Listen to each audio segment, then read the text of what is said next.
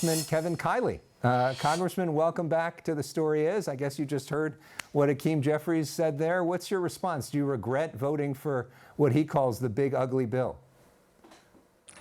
Well, first of all, to be clear, I'm an independent, and so that's I think you're referring to the matter of caucusing, which under the existing House rules, you're sort of forced to choose one caucus or the other. I think that's actually kind of crazy. I think that if you're going to be an independent, you should have the ability to decide whether or not you want to affiliate with either caucus. But in any case, the idea that if you voted for one piece of legislation that Leader Jeffries happens to disagree with, that somehow defines your political identity. I think that's exactly what's wrong with politics in this country, is people are trying to put you in a box and say, if you don't agree with me on this, then I don't want to work with you on that. And by the way, when you're talking about that particular piece of legislation, it actually is true that there were some fairly significant cuts to Medicaid that were initially proposed. I opposed those, as did some others in the House, and as a result, those did not make it into the final version of the bill. The final version of the bill actually increases Medicaid spending over the course of the next 10 years, and the reforms it includes of saying that if you're going to receive free taxpayer-funded health care from the government and you're a young, able-bodied person without dependents, then maybe you should at least be looking for a job or volunteering 20 hours a week. I think that's broadly supported by Republicans, Democrats, and independents across the country, not to mention the fact that this particular piece of legislation is giving people substantial tax relief, middle-class families, child tax credit that people are seeing in their tax returns right now. So it doesn't sound like you regret voting for it. No, I mean, no piece of legislation is perfect. That particular bill was a pretty massive piece of legislation. I actually don't think that's the best way to do legislating. It's sort of the habit that the House has gotten itself into. But at the end of the day, this legislation included this significant tax relief that if we hadn't passed the bill, we would have had the biggest tax increase in American history. We also had significant funding for securing our border, important defense funding in that bill. And then, by the way, the things that I didn't want in the bill, I actually succeeded in getting out of it. So there was a provision in there that would have allowed for public lands, that I represent a big public lands district, to be sold without meaningful local input. I very actively insisted that I could not vote for that, and it was out of the bill, as well as these the genuine cuts to Medicaid that were proposed by some did not make it in the bill because I opposed them. So you brought up this idea of the caucusing, and it is an important issue because of the way that the House works. So the way that the House works, for people that aren't political junkies, is basically everybody's got to vote for a speaker. Whoever wins speaker then gets to determine who's on all the committees, who's voting when, how it's run. The House is really driven by majority rule, and that's where you get your power in the House. Seniority and majority rule. So if you're a legislator, you say you're going to decide based off of what's better for your district. Is there a world where you vote for Hakeem Jeffries for speaker? What would need to happen for you to think that that's in the best interest of your district?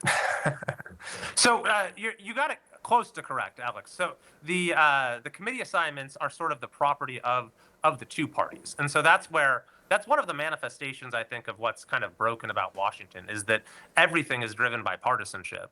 And so the way that the rules of the House are structured right now is that even if you are an independent, you are forced for administrative purposes to associate yourself with one party or the other. So what I said is that, because I was elected for this term with the Republicans, of course it makes sense to for those administrative purposes to finish out the term without association, even though I am an independent, and that's how I'll continue to approach every vote. So yeah, as far as next term, of course, I'll decide at the time, based on whoever the candidates are, what's best for the folks that I represent.